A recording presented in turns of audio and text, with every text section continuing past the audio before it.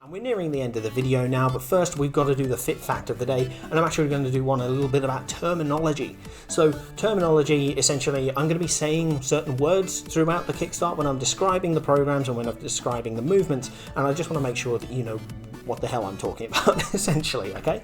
So, first off, I'm going to go for isometric. Isometric is essentially holding something in position. So let's take in ring fit, for example, the overhead squat. This is a perfect example. We are holding the ring over our head, okay? So when we're holding the ring over our head, we're not moving our shoulders. The shoulders are holding everything in place for the upper body. That is an isometric movement because it is under tension, but it's just not moving, okay? So that's what I'm going to mean by isometric. And the other two I want to mention today is flexion and extension. So flexion is essentially decreasing the angle between two body parts, and extension is increasing the angle between two body parts. So a really good example of this is when we're doing a squat. Okay, so let's say this is the upper body, this is the lower body. So we've got the front of the abs here, and we've got the front of the thighs here. So hip flexion, when we go into a squat, brings the thighs here. So we have decreased the angle between the front of the thigh and the front of the abs, right? So that is hip flexion, and then when we are going back up, it's hip extension because we've increased that angle. It's a larger angle now, right?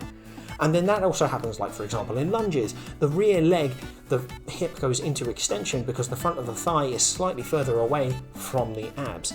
So that's a good example there. You've also got like on your arm, that's a really good example as well. So let's say, you know, bringing the wrist towards the shoulder, flexion, and then bringing it away, extension, because you're angled there, right? Make sense? Cool. So I'm going to be mentioning those a lot, and I just wanted to make sure that everyone's on board with what I'm talking about. And we're going to talk about our first fit fact of the day. In fact, it's actually the second, it doesn't matter. We're going to talk about our fit fact of the day.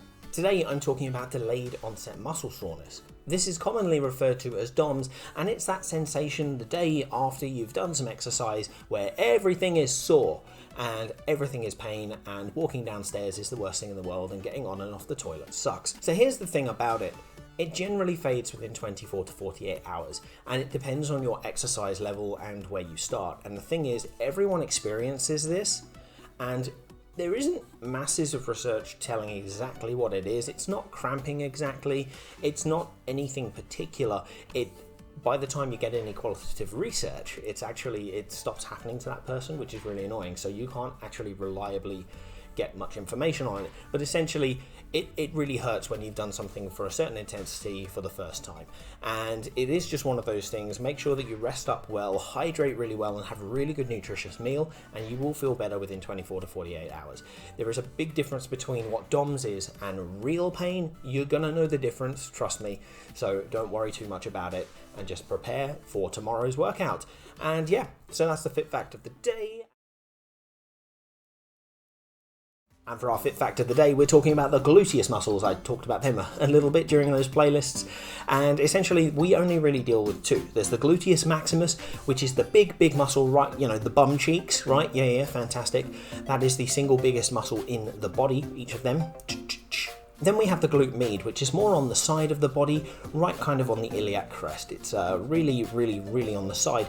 And you'll especially feel that if you stand on one leg, and then the leg that is supporting the other one, you'll feel that being nice and active, and that helps you with balance. It helps you with good hip alignment and running health as well. They're really important to train, not only for those weight loss benefits that I mentioned earlier, but for good stability, and you can really generate a lot of power because it's a large muscle. Warrior 3 pose and tree pose are very good for training that, as well as overhead hip shake, which is why we're going to be doing a fair amount. But yeah. So for today's fit fact, let's talk a little bit about calories and losing or gaining weight. Now, as a little aside here, the information that I give is going to be very general, and if you want anything specific to yourself, like dietary plans, meal plans, and stuff like that, you really need to see a qualified dietitian or a physician, okay? Now, you may know this, you may not know this, but everything that you eat or drink, everything that you intake into your body has an energy amount, and we either count these in kilojoules or kilocalories. And for short, we're going to go calories. Now, you have a recommended amount that your body needs to take in for the day. You know, you have an amount that your body needs to maintain the weight that it's at and maintain the energy level that it's at. And for a rough guide, we're going to go for 2,000 calories. Because I'm British and that's what we do. We do 2,000 calories. That's the daily nutrition. Anyway, doesn't matter. Point is that if you want to gain weight, you eat more than the 2,000, because anything that you don't burn gets stored for later. It gets stored in your energy reserves, which gets stored as fat because it's the easiest way for the body to store it. If you want to lose weight, therefore, you need to take in less than you burn, because your body then goes into those energy reserves and burns them because it needs that, making you burn fat. So therefore, find out your TDEE, your total daily energy expenditure, and then eat more to gain weight, less to lose weight. It's very simple in its most basic form. In the description below, there's a little link to a calculator, and that will tell you a rough amount that you need to eat in order to maintain your weight, and therefore you can figure out what you need to lose weight and what you need to gain weight from there. Okay? So, today's Fit Fact. Obviously, yesterday I was talking about the amount of calories that you need, and you know that in order to lose weight, you need to eat less than your maintenance calories, and if you want to gain weight, you need to be eating more than your maintenance calories. But does it matter what calories you take in? Yes, it does matter. So, essentially, you have macronutrients, right? You have fats, you have carbohydrates, and you have protein. And a gram of fat is not the same calorie amount as a gram of protein.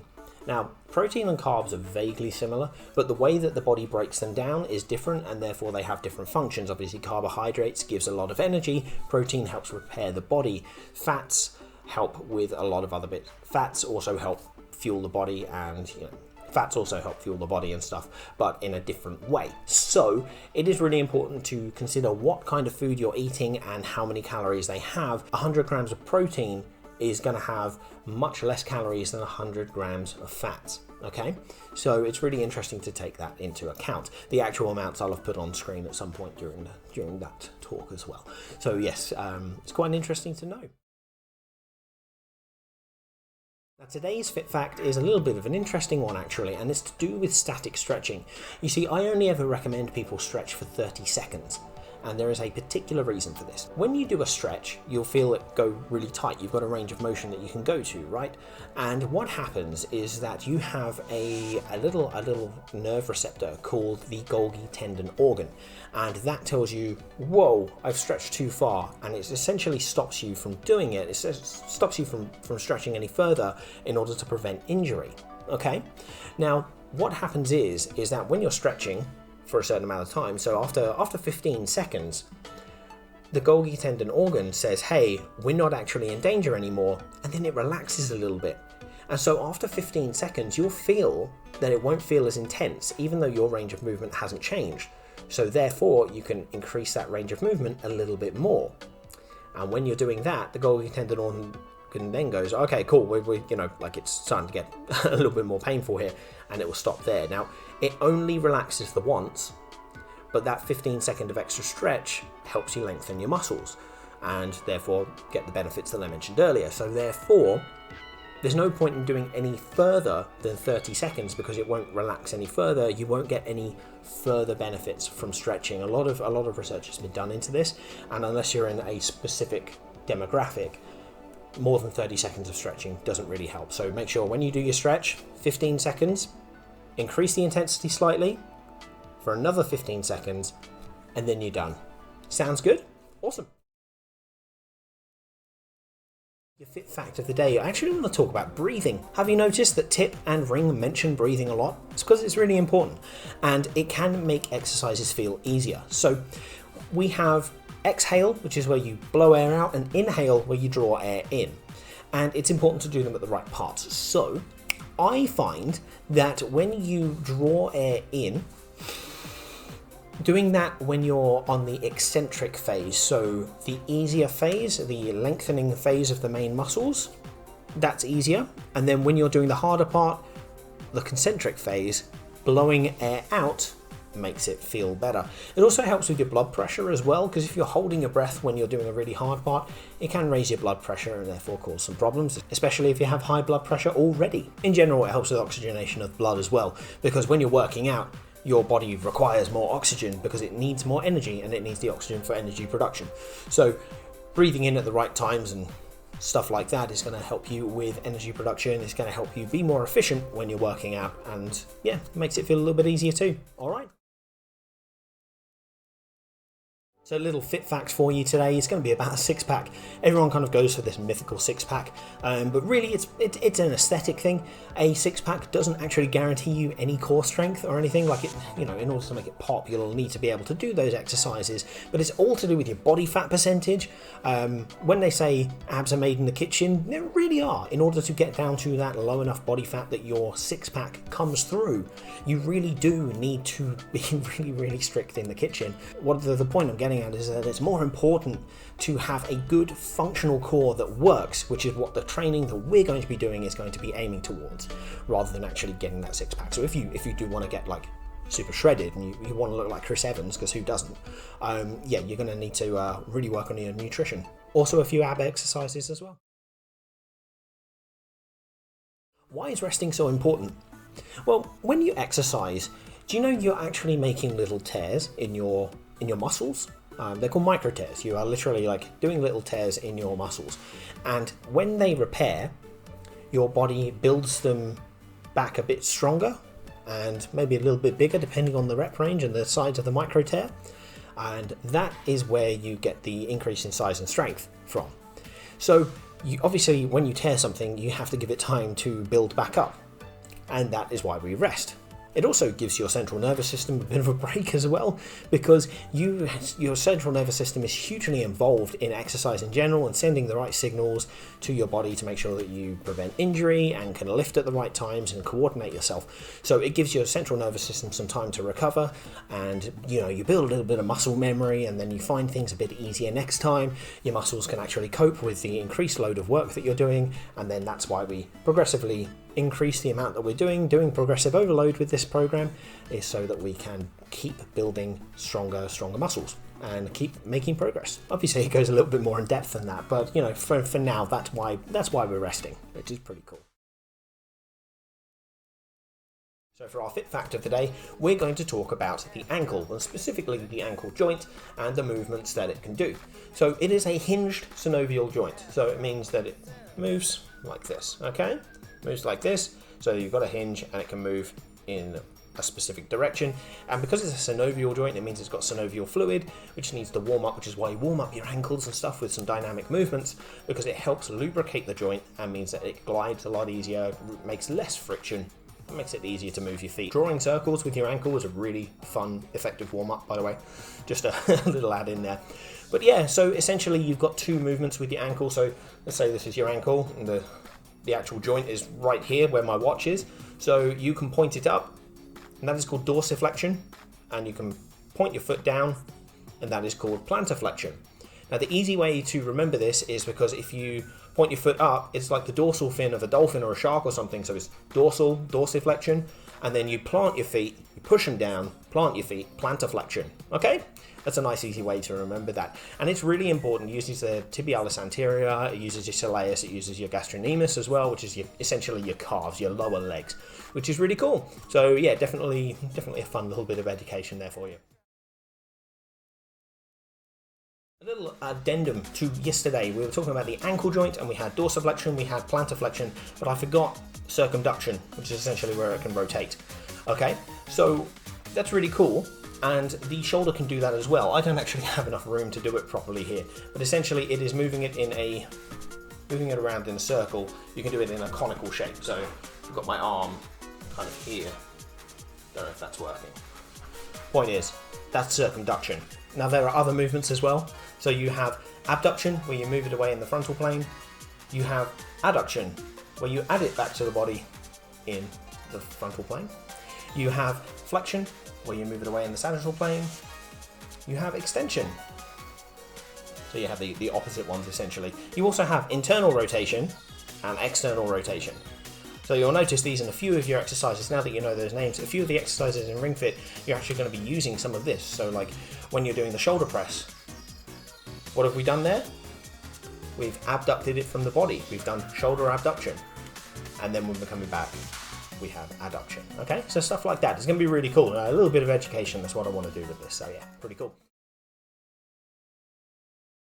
I'm going to talk about the fit fact of the day now, which is the hip flexor, and I'm going to talk about a particular stretch that I like for it because it can be a bit difficult to stretch, and it is one of those muscles that almost everyone has it a little bit tight because of the fact that we are very much people who sit nowadays. A lot of people sit for a long time, so getting it stretched is really good. I'm going to talk about the deep lunge stretch. So get into the lunge position, which you'll all know by now. Drop the back knee to the floor, shift forward so the rear thigh isn't perpendicular to the floor. Now support with the hands on the knee and lean back slightly. This increases the stretch because the hip flexor connects just above the pelvis. So leaning back and not forward increases that stretch. And this is one of those stretches that is really good to do daily. At least 30 seconds of a stretch on each side is going to really help you with the tightness of those hip flexors. All right. Protein. We're going to talk a little bit more about it, and not specific, we know that it's a macronutrient. We know how many calories there are in a gram, but why is it important for recovery, and should you be absolutely guzzling all of those protein shakes? Well, no, you shouldn't. You shouldn't be guzzling all the protein shakes. Well, protein has many roles that it plays in the body. The main one is repairing and building muscle tissue or body tissue in general, but it also helps with some other stuff. It helps allow metabolic reactions to take place. It helps with bodily coordination. It also helps regulate the pH balance of your body in general, which is really interesting. I didn't really know that until I started doing a little bit more research. It's kind of cool. It's kind of basic sort of definition. I got it from Healthline, but yeah, I've looked into it a little bit more, and yeah, that's kind of what it does, which is kind of cool.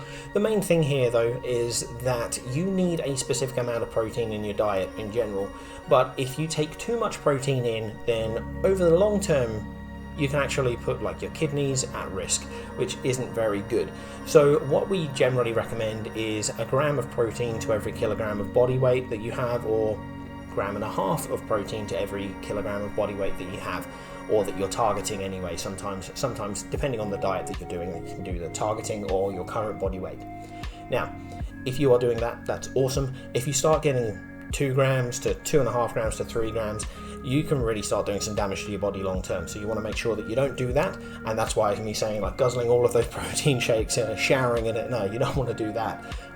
But you need to make sure, that's really good for supplementing your protein if you haven't had enough in your general diet. That's why you use a protein shake as a supplement, to make sure that you're hitting your protein goals. So essentially what I'm saying, protein's very good for you, helps regulate your body and repair it.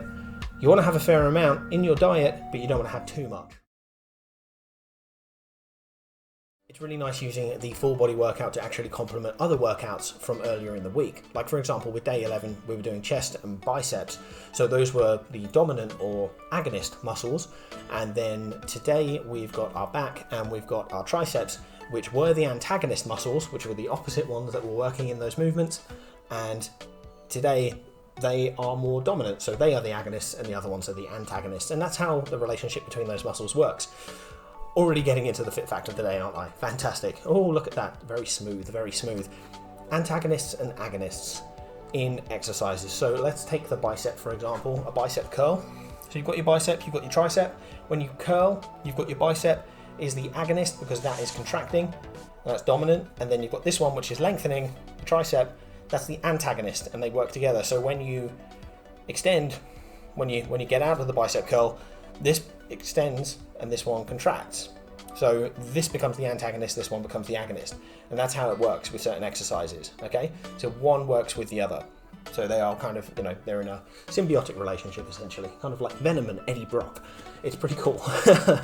And that's a great way of looking at it with certain exercises that work well together. I say about the hip lift and the squat working well. Well, that's because in the hip lift, the hamstrings are dominant, whereas in the squat, the quads are dominant, but they work opposite each other, okay? So that's a little bit of a fun fact. You've also got supporting muscles and stuff, but I'll talk about that a little bit later. There's a lot of stuff used in different exercises, and it gets a little bit complicated, but the important thing is that you have a dominant and you have a non-dominant, and they work together. They work against each other. So when one contracts, the other extends, and then when the other extends, one contracts. Pretty cool. Let's get into our fit fact of the day. And all of my thoughts on the plank and ring fit aside, even though I've used it in a few of the exercise routines this week, all of my thoughts aside, planks are really good for you, but should you be able to do a 8 to 10 minute plank or anything like that, these really, really long periods of time? In my opinion, it's a no. We train strength and stability isometrically with a plank in order to help support the spine and the organs and to help protect them as well. That's one of the functions here. It helps protect the spine, it helps protect your organs for if you get rotated quickly or if you get punched in the stomach or something like that.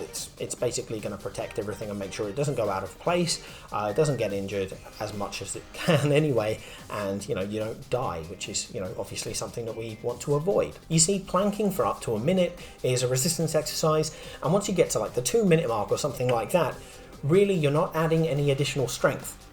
You're just adding endurance, which is fine if you want to be doing it to, as a showpiece exercise. You want to be able to do it for 10 minutes. If that's your challenge, then that is awesome. And I'm not saying not to do that, but I'm saying if you're doing it specifically so that you can help protect your spine and your organs, anything after a minute and a half, 2 minutes isn't really going to be adding anything. So at that point, you want to go to harder plank variant. You want to be changing it up to increase the resistance and increase the strength of your muscles. Okay, so essentially planking for like 8 to 10 minutes. It's a cool showpiece, but it's not really adding anything to your overall strength and your functionality.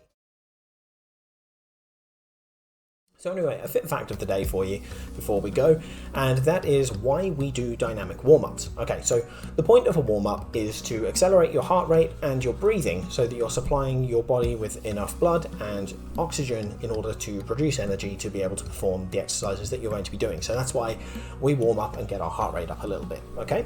Now the other thing it does is it helps with your mobility, because the more mobile you are, the better you're going to be able to perform the exercises.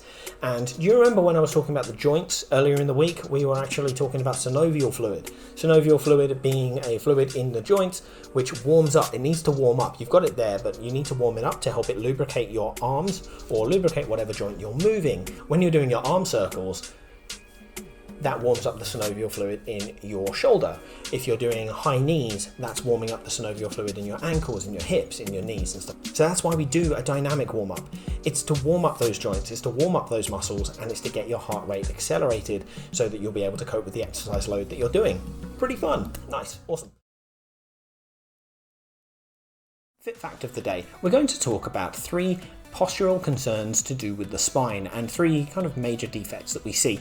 And those 3 are called scoliosis, kyphosis, and lordosis. So, scoliosis is the one I heard about the most growing up, I think, and this is more to do with a lateral imbalance, kind of almost like an S on the body with the spine. So you'll find that essentially one shoulder will be dropped in some people, or they'll have one hip out to the side, so it creates that lateral imbalance. Then there is kyphosis, where you have almost a little bit of a hunch at the top of the body, and this can often be due to over tight pectoral muscles and stretched rhomboids or serratus muscles that aren't doing their work properly. So kind of rounded shoulders, kyphosis can come hand in hand with that, which kind of sucks. Then you have lordosis, which is where you get a bit of an inward curve of the lumbar spine.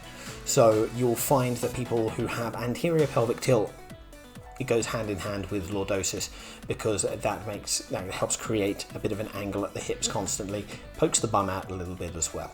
So that's what you'll see there. So those 3 are definite issues to go and see a chiropractor about, or see a physician about, to get referred to the correct people to help you with those postural imbalances. This is what I say when keeping the body in balance. I'll say that quite a lot actually when you see my other videos.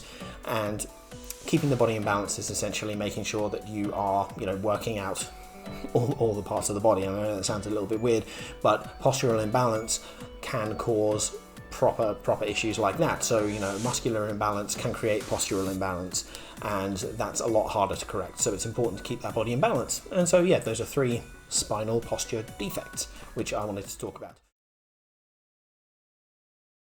So for the fit fact of the day, we're going to talk about wrist stretches. Now this is especially good if you're a gamer, you're using mouse and keyboard a lot, or if you're an office worker and you're using mouse and keyboard a lot. So basically, you've got your wrist, right? You've got the wrist just here. Now, you can flex it, you can extend it. So we can stretch these muscles by essentially pulling on the fingers on the other side. So we're gonna stretch the wrist flexors here, which is these ones. So we have our hand and we pull like this. Just pull like that a little bit. there if that's on the thing. Hopefully it will. Hopefully it is. Nice. And then for the wrist extensors, we pull down here. Did you hear my wrist click there? That was unintentional, but we still just stretch it like this. Okay, very nice. So a little bit of intensity, again, after 15 seconds, increase the stretch. Very good.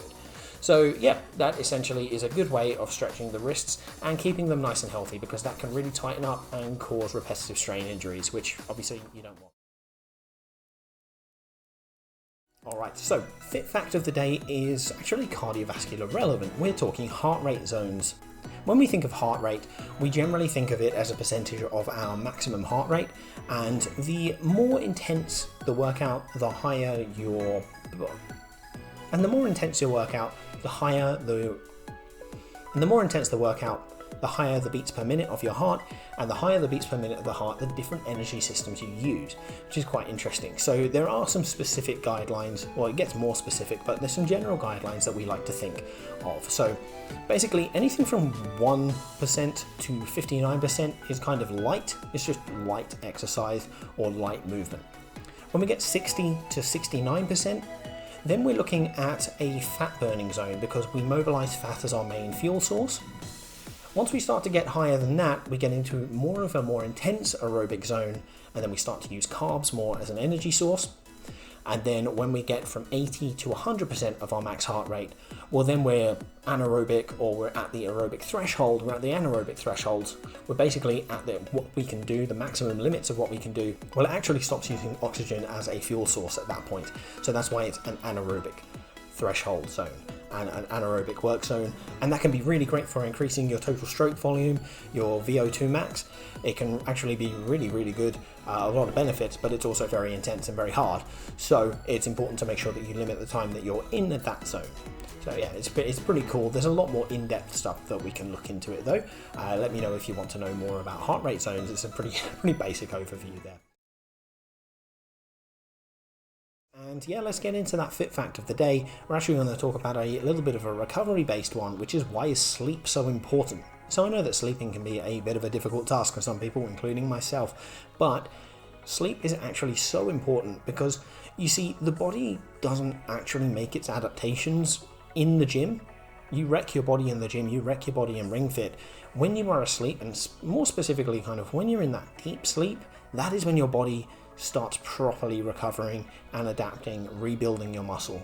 So that's why it's so important as part of an exercise program. In fact, my little thing that I say when it comes to weight loss is that it is 70% diet, 20% exercise, and 10% sleep. So making sure that you're recovering and letting your body adapt is so important. So make sure that you try your best to get a good night's sleep, around 7 to 8 hours if possible. All right.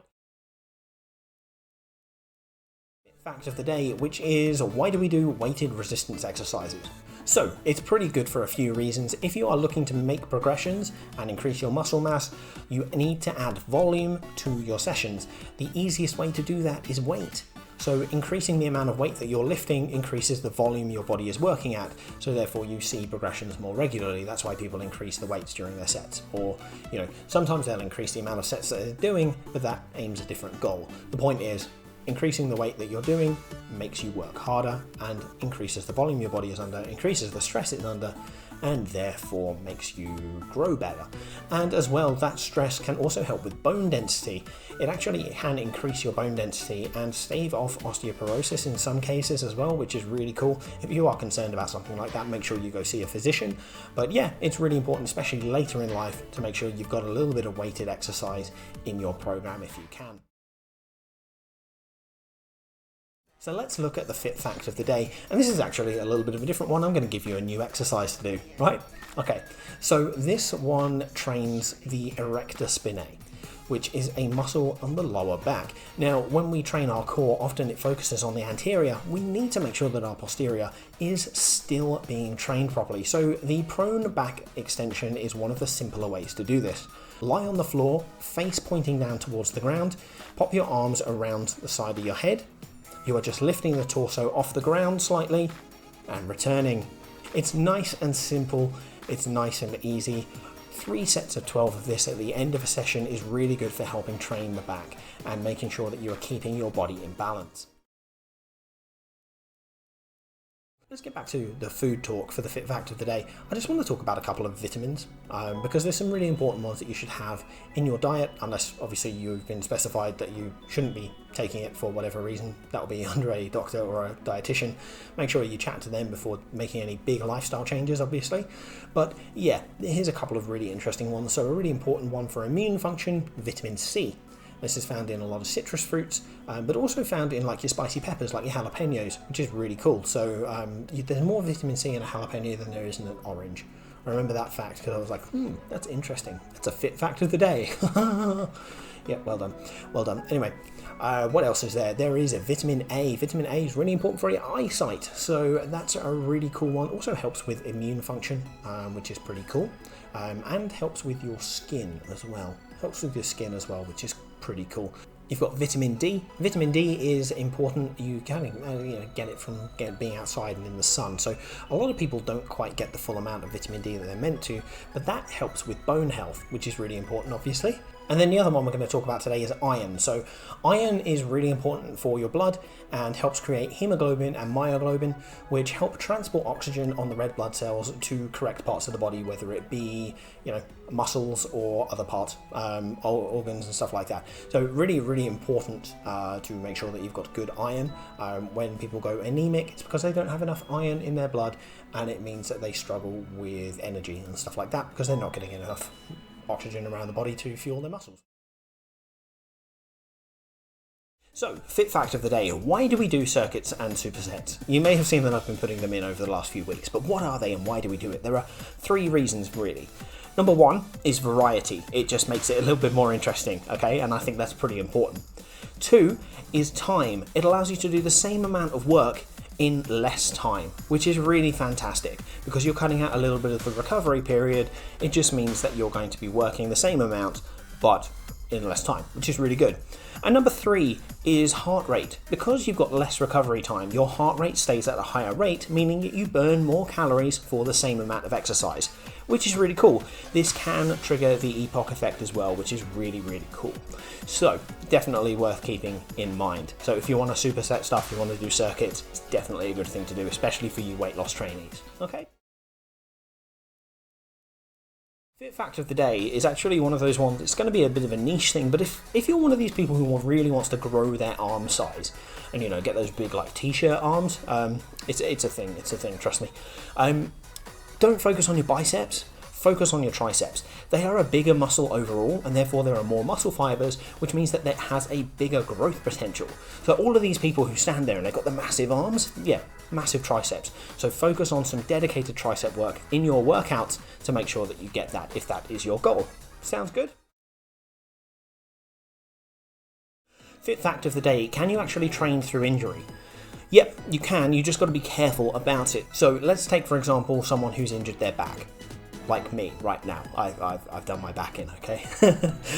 So what we can do is I can exercise to an extent. I can still do a lot of lower body stuff, but because my back is pretty important in bracing my core the entire time, I do have to just be careful when I'm doing movements. Specifically some of the upper body stuff, back press I find is hurting, and overhead press is hurting me right now, so I'm not doing those moves. So if something is actually causing you pain, then you leave it out. And especially if a doctor, physician, a physiotherapist or a personal trainer has said to avoid specific exercises because of that injury, you make sure you avoid them. But apart from that, if you're feeling comfortable to do it, then you can exercise elsewhere and you can still get your work in. Fit fact of the day, my friends, can you train through illness? Yes, again, you can train through illness depending on how ill you are and what your illness is. Now, there is a bit of a saying which is that you can run through a cold. So if you've essentially got like a head cold or something like a blocked nose or a bit of a headache, you can often still do some light cardio work through that. That's generally fine. I like the neck down rule though. If you are ill at the neck, so you've got like a bit of a cough or a chesty cough, you've got problems with your chest, you've got diarrhea, you've got something like that, you've got stomach problems, you're throwing up, don't work out. If you're only ill from neck up, try and do a light workout, but if you're ill from neck down, just rest. Just make sure that you recover. And even, to be honest, if it's neck up, usually I just say to recover anyway, just because you're probably better being at more like 100% than you are working out at 85. Okay? Awesome. Fit fact of the day is what time of day is best to work out at? What time of day? Well, it doesn't really particularly matter at this stage. If you're doing some elite training or you're an elite athlete, there are actually some physiological differences between the times of day, which is to do with like testosterone boosting and stuff like that, but it's not something that you really need to pay attention to right now if you're just getting into exercising and if you're kind of a casual to intermediate on your fitness journey. But to be honest, it all depends on your schedule. So personally, I like working out between 6 AM and 9 AM. That works for me best, but my mates work out after they finish work at 9 PM. They go to the gym straight away. And that works for them because they get up late and their body's rhythm is in a certain way, mine is in another way. Personally, I prefer early in the morning. Some people love late at night. It doesn't really matter as long as it works for your schedule and it's consistent. Okay? So let's look at that fit fact of the day. Are there any particular movements that aren't covered in Ring Fit? Ring Fit covers most of the great 8, the 8 basic movement patterns for our bodies. You know, ones like your squat, your lunge, your hinge, your core, tensing, stuff like that. You've got most of that covered. The one that isn't particularly covered is the vertical pull, i.e. pull up or lat pull down. There isn't particularly a move which does that movement under resistance. Obviously you do have, as part of, you know, like when you're doing the knee lift, you've got that, or the ring raise combo, there's technically that movement, but it's more of a push up rather than a pull down. So yeah, it doesn't really count. So that's the only one that isn't particularly covered. Everything else is covered, even if it's only in a small way. It's pretty interesting, hey? So let's look at the fit fact of the day. Should you change your routine the night before an event? This is pretty relevant, and the answer in general I think is a no, you shouldn't. So when you practice a big routine, so let's say for example you're doing a 10k race. When you're practicing the 10k race, you'll do test runs, you'll do like a test 10k, and you'll do it under the conditions that you want to do the race, and that will include your prep from the day before. So you want to make sure that, you know, the meal that you eat the night before is the same one that you eat the night before your actual race, and that the race prep, the same water bottle, you've got the same sorts of gels or whatever. You know, for a 10k you probably don't need gels, but you know, for posterity's sake, we're going to put gels in. You don't want to put anything different in your body than you normally do, because, you know, your body has like muscle memory and it has a sense of itself, and if you put something different in, you may have digestive problems or stuff like that. I actually did a 10k and I drank like an amino drink beforehand that I'd never drunk before, and then I threw up blue stuff. So that was fun at the end of the race. I didn't beat my time either. I think I got like a 45 or something. It wasn't great. But yeah, I threw up blue stuff everywhere, and that was not great. And you know, as much as I love blue stuff, got the blue t-shirt, love Sonic the Hedgehog, not the way that you want it, not the way you want it. So yeah, just make sure that you do a similar routine when you're doing a big event. Before I do the final rundown for this video, the final fit fact of the day is that exercise can help release endorphins in your body, which makes things feel pleasurable, right? So there's this thing called a runner's high when you're running, and it gives you like a second wind or something like that. That is endorphins being released, which makes you actually feel pain a little less. It dulls pain so that you can progress more with your exercise. So it's really cool. Feels good, helps you work out better. Very nice endorphins from exercise, and hopefully you'll have got some through the Ring Fit Kickstart.